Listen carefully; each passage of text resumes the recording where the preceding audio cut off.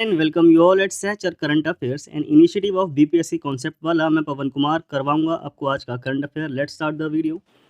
पहला क्वेश्चन है हमारे पास, who has been chosen as the female athlete of the year 2023 by the international wushu federation. Correct answer है आपके पास नाउरेम रोशिबिना देवी। Okay, सी इसका सही आंसर है। इसके अलावा नेक्स्ट फैक्ट हम यहाँ से देख सकते हैं, नाउरेम रोशिबिना देवी ये फीमेल एथलीट हैं। 2023 के लिए इनको ये अवार्ड के लिए चुना गया है इंटरनेशनल वुशु फेडरेशन के द्वारा। इसके साथ ही ये मणिपुर से बिलोंग करती हैं। इन्होंने सिल्वर जीता था एशियन गेम्स 2022 में और वहीं ब्रॉन्ज जीता था एशियन गेम्स 2018 में, और हाल ही में इन्होंने क्लिंच भी एक तरह से गोल्ड जीता था आपका साउथ एशियन गेम्स 2019 में। तो यहाँ पे है इनके बारे में सब चीज़ें हिंदी के अंदर। अगला क्वेश्चन है, which year has been declared as the civil year of navy by the Indian navy. तो 2024 के ही ईयर को नेवी सिविल ईयर घोषित किया गया है इंडियन नेवी के द्वारा। यहाँ पे आप देख सकते हो भारतीय नौसेना ने 2024 को नौसेना नागरिकों का वर्ष घोषित किया है। नौसेना के नागरिकों के प्रशासन, दक्षता, कल्याण में सुधार करना इसका ऑब्जेक्टिव है। ओके, ये सारी चीज़ें यहाँ पे मेंशन हैं। इसके अलावा यहाँ पे हम देखेंगे इंडियन नेवी के बारे में अगर हम देखते हैं तो ये यूनियन डिफेंस मिनिस्ट्री के अंदर आती है। ठीक है, प्रेसिडेंट जो हैं वो सर्व करते हैं यहाँ पे सुप्रीम कमांडर की तरह। इंडियन नेवी इसकी स्थापना हुई थी 26 जनवरी 1950 में, जब हमने मनाया था हमारा first Republic day. Chief of naval staff हैं अभी एडमिरल आर हरी कुमार। नेवी डे हम सेलिब्रेट करते हैं 4 दिसंबर को, क्योंकि इसी समय इंडो पाक वॉर चल रहा था 1971 में, और इंडियन नेवी की वॉर चल रही थी कराची पोर्ट पे पाकिस्तान के साथ, और यहाँ पे इंडियन नेवी की जीत हुई थी। तो उसी के उपलक्ष्य में हम लोग 4 दिसंबर को मनाते हैं नेवी डे। ओके, यहाँ पे सारी चीज़ें हिंदी में दी गई हैं। अगला क्वेश्चन है हमारे पास, who has launch the web portal C cares. तो प्रहलाद जोशी जी के द्वारा इसका जो है इसको लॉन्च किया गया है। तो बी आपका सही आंसर हो जाता है।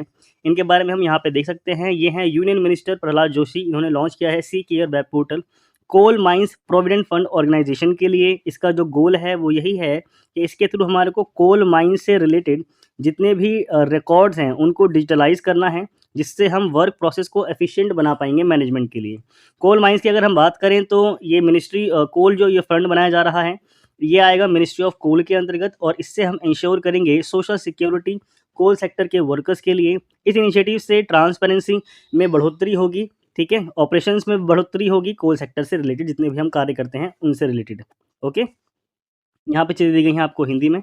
अगला क्वेश्चन है हमारे पास यहाँ पे, which actor has launch political party Tamilaga विद 3 कजगम। तो विजय थलपति ये साउथ के सुपरस्टार हैं। डी आपका सही आंसर हो जाता है। इन्होंने एक पार्टी को लॉन्च किया है जिसका नाम है तमिलगु विद 3 कजगम। ठीक है, यहाँ पे आप देख सकते हो, ये है इनकी फ़ोटो। इन्होंने इस पार्टी को इनॉग्रेट किया है और इन्होंने हाल ही में घोषित किया है कि ये 2024 का इलेक्शन नहीं लड़ेंगे। साउथ के एक और हीरो का नाम आपको याद रखना है, चिरंजीवी जी का। ये भी वहाँ के सुपरस्टार हैं और 2024 में इनको पद्म विभूषण से सम्मानित किया गया है। ठीक है, ये सब चीज़ें दी गई हैं यहाँ पे हिंदी के अंदर। तीनों पॉइंट यहाँ पे मेंशन है। अगला क्वेश्चन है हमारे पास यहाँ पे, recently which airport has been given the status of international airport by the government of India. तो सूरत हवाई अड्डा यानी कि ए आपका सही आंसर हो जाता है। गुजरात के सूरत एयरपोर्ट को अभी सरकार के द्वारा इंटरनेशनल एयरपोर्ट का दर्जा दे दिया गया है। ठीक है, यहाँ पे आप देख सकते हो, recently the government of India has officially given status of international airport to Surat airport of Gujarat, क्योंकि लास्ट दिसंबर को पीएम नरेंद्र मोदी के द्वारा इसका इनॉग्रेशन किया गया था। इसके अंदर एक नया टर्मिनल बनाया गया है, उसका इनॉग्रेशन किया गया था, जिसके थ्रू यहाँ पे आने वाले जो मेंबर्स हैं, जो पब्लिक है, पैसेंजर हैं, उनके नंबर्स में बढ़ोतरी हुई है और इसने अपने सारे मानदंडों को पूरा करते हुए एक इंटरनेशनल एयरपोर्ट का दर्जा हासिल कर लिया है। ठीक है, जो ये नया टर्मिनल है इसकी लागत थी 353 करोड़। खैर वो आपके लिए मायने नहीं रखता है, मेन है कि पीएम मोदी ने किया था दिसंबर में और ये बन गया है एक इंटरनेशनल एयरपोर्ट। यहीं पे सारी चीज़ें हैं हिंदी के अंदर। अगला क्वेश्चन है हमारे पास यहाँ पे, who has been appointed as the chief justice of Karnataka high court. तो ये बन गए हैं आपके पीएस दिनेश कुमार। तो यहाँ पे आप देख सकते हो, न्यायमूर्ति जो हैं पीएस दिनेश कुमार, उनको कर्नाटका के उच्च न्यायालय के मुख्य न्यायाधीश के रूप में नियुक्त किया गया है। हालांकि उनका कार्यकाल जो है वो काफ़ी छोटा रहेगा, 24 फरवरी को उनको सेवानिवृत्त कर दिया जाएगा। ठीक है, अगला क्वेश्चन है हमारे पास यहाँ पे, who recently inaugurated the Talabira thermal power project in Odisha. तो करेक्ट आंसर है आपके पास नरेंद्र मोदी, जो भारत के प्राइम मिनिस्टर हैं, उन्होंने इसका इनॉग्रेशन किया है। यहाँ पे देखोगे प्राइम मिनिस्टर नरेंद्र मोदी ने इनॉग्रेट किया तालीबारा थर्मल पावर प्रोजेक्ट ओडिशा के अंदर, और इसकी वर्तमान इलेक्ट्रिसिटी कैपेसिटी होगी 3200 मेगावाट। ठीक है, और इसका जो एम है वो यही है कि ये अफोर्डेबल इलेक्ट्रिसिटी प्रोवाइड करेगा स्टेट के अंदर। नेक्स्ट यहाँ पे चीज़ें हैं हिंदी में। अगला क्वेश्चन है हमारे पास यहाँ पे, where is the country's first copper clad Bapu tower located. तो आपके पास आंसर है पटना। पटना के अंदर एक ये बापू टावर है, इसका जो है इनॉग्रेशन, इसका अनावरण अभी किया गया है, काफ़ी टाइम से बन रहा था। ये 6 मंजिला एक टावर है जो बिहार का क्या प्रभाव पड़ा गांधी जी के ऊपर, उनके जीवन पर, और उन्होंने कितना योगदान दिया है बिहार में, तो उसी को सम्मानित करने के लिए इस टावर का निर्माण किया गया है। 6 मंजिला ये टावर है। ठीक है, यहाँ पे आप देख सकते हो इसकी हाइट है 120 फीट। बिहार के पटना में इसकी स्थापना की गई है और ये कंट्री का पहला लार्जेस्ट बापू टावर है जो डेडिकेट होता है father of nation Mahatma Gandhi को। पूरी तरह से इसके ऊपर कॉपर अप्लाइड किया गया है, इसकी आउटर वॉल पे सर्कुलर बिल्डिंग है ये। ठीक है, और वही सारी चीज़ें, महात्मा गांधी की आइडियोलॉजी और बिहार का उन पर इम्पैक्ट। ओके, नेक्स्ट यहाँ पे है आपके पास ये चीज़ें हिंदी में। अगला क्वेश्चन है यहाँ पे, who clinch the Nagesh trophy. तो इसको ध्यान रखिएगा, कर्नाटका ने इस ट्रॉफी को जीता है, तो बी आपका सही आंसर है। यहाँ पे बताता हूँ इसके बारे में। कर्नाटका ने नागेश ट्रॉफी को जीता है और एक सिग्निफिकेंट माइलस्टोन जीत हासिल करी है। एक काफ़ी लंबे अरसे बाद, यानी कि 20 साल के बाद उनको ये जीत हासिल हुई है उनके एक तरह से क्रिकेट के इतिहास में। ये ब्लाइंड लोगों का गेम था। ठीक है, जो लोग ब्लाइंड होते हैं उन्होंने इस टूर्नामेंट को खेला और जीत लिया है आंध्र प्रदेश को हरा करके। तो ध्यान रखिएगा, इन्होंने कर्नाटका की जो टीम है उन्होंने आंध्र प्रदेश को हराया है 9 विकेट से। नागपुर के अंदर ये मैच हुआ था और 20 सालों के बाद कर्नाटका ने इस ट्रॉफी को जीता है। नेक्स्ट हमारे पास ये चीज़ें हैं हिंदी के अंदर। अगला क्वेश्चन हमारे पास है यहाँ पे, किस ऐतिहासिक स्मारक पर भारत के यूनिफाइड पेमेंट इंटरफेस को औपचारिक रूप से लॉन्च किया गया था जो इसकी वैश्विक शुरुआत को चिन्हित करता है।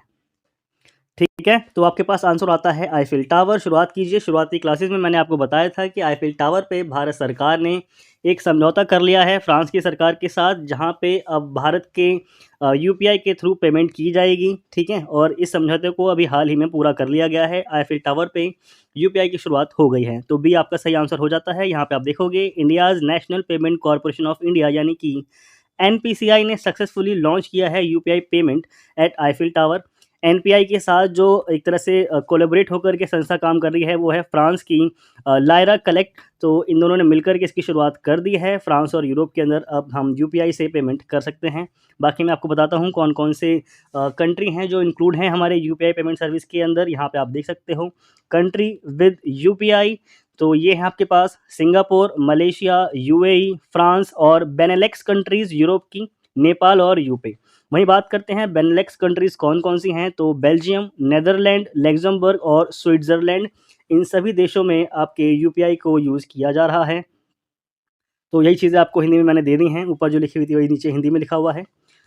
यहाँ पे है हमारे पास अगला question, what was the percentage increase in the sales of electric vehicle according to the FADA report in 2023। तो इसकी रिपोर्ट के हिसाब से 49.25% की ग्रोथ जो है वो 2023 के साल में देखने को मिली है, यानी कि इलेक्ट्रिक वाहनों की बिक्री में इतने प्रतिशत की वृद्धि आपकी हो गई है। तो 49.25%, दोनों मिक्स कर दिया, वेल तो 49.25% की ग्रोथ जो है वो देखने के लिए मिलती है हमारे को। यहाँ पे आप देखोगे FADA की रिपोर्ट है। FADA की फुल फॉर्म क्या है आपके पास, federation of automobile dealers association in India. तो इनके द्वारा इस रिपोर्ट को जारी किया गया और ये जो इन्फॉर्मेशन है ये दी गई है आपकी minister of state heavy industries के कृष्णपाल गुर्जर के द्वारा।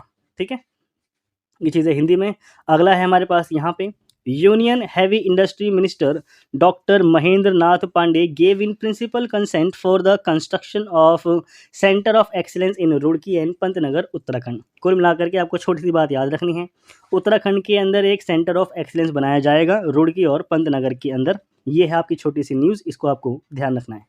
अगला है हमारे पास INS संधायक। ये एक काफ़ी ज़्यादा हमारा वेसल है जो हाल ही में काफ़ी ज़्यादा न्यूज़ में रहा है, इसको ध्यान रखना। ये भारत का पहला सर्वे वेसल है। ठीक है, लार्ज शिप है, कमीशन किया गया है इंडियन नेवी के अंदर। रक्षा मंत्री ने इसको इनॉग्रेट किया था विशाखापट्टनम से। तो विशाखापट्टनम का नाम याद रखना है, सर्वे वेसल है ये याद रखना है। ठीक है, और रक्षा मंत्री द्वारा इसको इनॉग्रेट किया गया विशाखापट्टनम में, तो ये भी आपको देखना है। ओके, नेक्स्ट हमारे पास ये एक नया प्रकार का मेंढक है, यानी कि बोरोइंग मेंढक इसको नाम दिया गया है और कर्नाटक में इसकी खोज हुई है। वहीं बात करते हैं क्वेश्चन ऑफ द डे। तो ये मैंने आपको करवाया था पिछली क्लास में, आपको बताना है digital detox initiative recently seen in the news is associated with which state? तो कमेंट में बताइए इसके आंसर क्या होंगे, ठीक है, कौन सा इसका आंसर है। यहाँ पे एक छोटा सा फैक्ट ध्यान रखिए, बंगाल के पहले गवर्नर जनरल थे वॉरेन हेस्टिंग्स। 1773 से 1785 के बीच में इन्होंने अपना कार्यकाल पूरा किया। वहीं बात करते हैं भारत के पहले गवर्नर जनरल, तो वो थे विलियम बेंटिक। 1828 से 1835 के बीच में उन्होंने अपना कार्यकाल दिया था पूरी तरह से। और भारत का पहला वाइसरॉय था लॉर्ड कैनिंग, ठीक है। 1856 से 1862 के बीच में इनका टाइम पीरियड हमें देखने के लिए मिलता है। यहाँ होता है इस वीडियो का एंड। जल्दी मिलेंगे हम लोग नेक्स्ट वीडियो में। होप सो आप लोगों को अच्छा लगा होगा। So don't forget to subscribe and like the video. Comment करके बताइए कैसा लगा आप लोगों को और आप इसमें क्या इम्प्रूवमेंट चाहते हैं। Thank you.